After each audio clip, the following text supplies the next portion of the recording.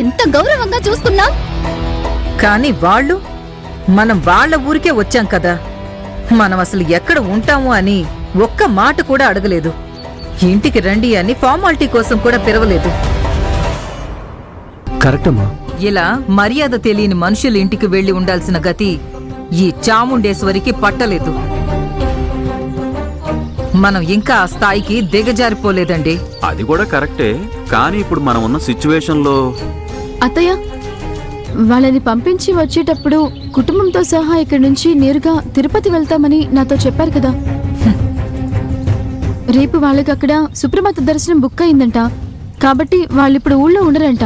ఒకవేళ ఆ కారణం వల్లే మనల్ని ఇంటికి పిలవడం లేదేమో అత్తయ్య. అలానా? అవునత్తయ్య, వైజాగ్ నుంచి ఇంత దూరం వచ్చారు. మమ్మల్ని మీ పెళ్లికి వచ్చినప్పుడు మర్యాదగా చూసుకున్నారు. మిమ్మల్ని ఇంటికి పిలిచి మర్యాద చేయలేకపోయామని చాలా బాధగా ఉందని బామ్మగారు నాతో చెప్పారు.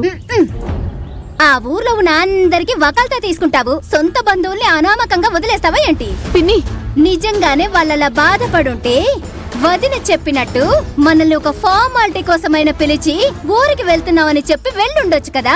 వాళ్ళెందుకు అలా చెప్పలేదు? వాళ్ళింటి తాళం ఒక్క రోజైనా మనకిచ్చి వెళ్తే ఏమవుతుంది?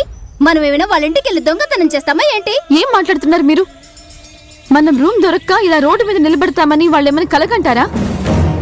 అందరినీ తక్కువ చేసి మాట్లాడాలని మీరు అనుకోకండి. ముందు మనుషుల్ని గౌరవించడం నేర్చుకోండి. సరే సరే సరే, వదిలేండి అమ్మా. ఎందుకు ఇద్దరు అనవసరంగా గొడవ పడుతున్నారు? వదిలేండి అమ్మా. సుభద్ర, వదిలే. వీళ్ళందరూ ఇంతే. దేవి ఈ ఊరు మనిషి అయ్యుండి కనీసం ఇక్కడ ఊర్లో తనకి ఒక్క బంధువు కూడా తెలీదు అంటావా? తాను అనుకుంటే మనల్ని ఎవరింటికైనా తీసుకువెళ్లలేదు అంటావా? కానీ తాను కావాలని మాట్లాడకుండా చేతులు కట్టుకుని చూస్తూ నిలబడింది కదా. మనకి ఆ దేవుడిచ్చిన వరం అలాంటిది. వదిలే. దేవి, ఏంటిది? అమ్మ ఎంతగా ఫీల్ అవుతున్నారు. నీకు ఈ ఊర్లో ఆశ్రయం ఇవ్వడానికి ఒక్క బంధువు లేరా? ఏంటండి మీరు? నేనే ఇంట్లో తెలియకుండా బయటకు వచ్చాను. వాళ్ళు బంధువులకి ఏం చెప్పారో ఏంటో తెలీదు. అమ్మ నాన్న మన పెళ్లిని అంగీకరించకుండా బంధువులకి ఫోన్ చేసి ఎలా హెల్ప్ అడగలను? అయ్యో, ఇప్పుడు మనం ఎక్కడుండాలో తెలియట్లేదు వదినా. మాకే చెప్పకుండా మమ్మల్ని సీక్రెట్ గా ఇక్కడికి తీసుకొచ్చి ఉండడానికి చోటు లేకుండా ఇబ్బంది పెట్టడమే కాకుండా మా అమ్మా నాన్నల్ని అవమానిస్తారా? నళన్ నాన్నతో చెప్పి మీకు రూమ్స్ అన్ని బ్లాక్ చేసి ఇలా జరిగేలా చేసింది నేనే.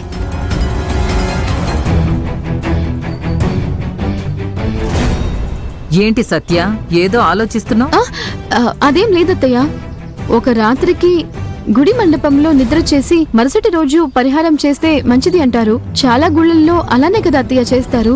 అలాగే మనం కూడా ఒక రోజు గుడి మండపంలో నిద్ర చేసి ఉదయం పరిహార పూజ చేస్తే బాగుంటుంది కదా అని.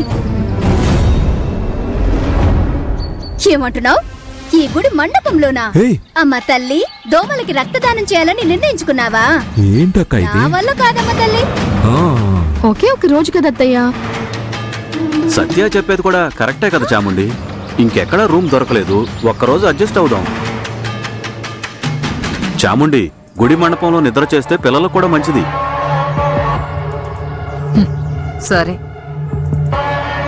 వదినా, ఎందుకైనా మంచిది. పూజారిని ఒక మాట అడుగు సీను. సరే అక్క. అయ్యో వదినా, వద్దొదినా. మీరు ఒక్క నిమిషం కూడా ఆ దోమల దండయాత్రల మధ్యన పడుకోలేరుదినా. నేను చెప్పేది వినండి. అవునమ్మా, అత్త చెప్పేది కూడా కరెక్టే. మా కోసం నువ్వెందుకు ఇంత కష్టపడాలమ్మా? వేరే దారేం లేదు బాబు. నా బిడ్డల విషయంలో నేను సర్దుకుని పోవడం, వాళ్ళ కోసం నేను కష్టపడ్డం నాకు కొత్తేం కాదు కదా బాబు.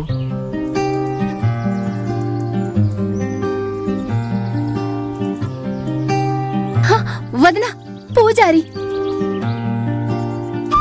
అరేరే, మీరింకా బయలుదేరలేదమ్మా?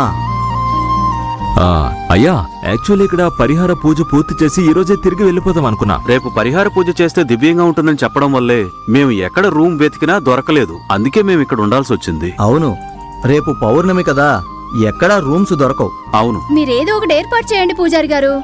అమ్మా, మీకు సమస్య లేకపోతే గుడికి సంబంధించిన ఒక మఠం ఉంది, అక్కడ బస చేస్తారా? మఠమా?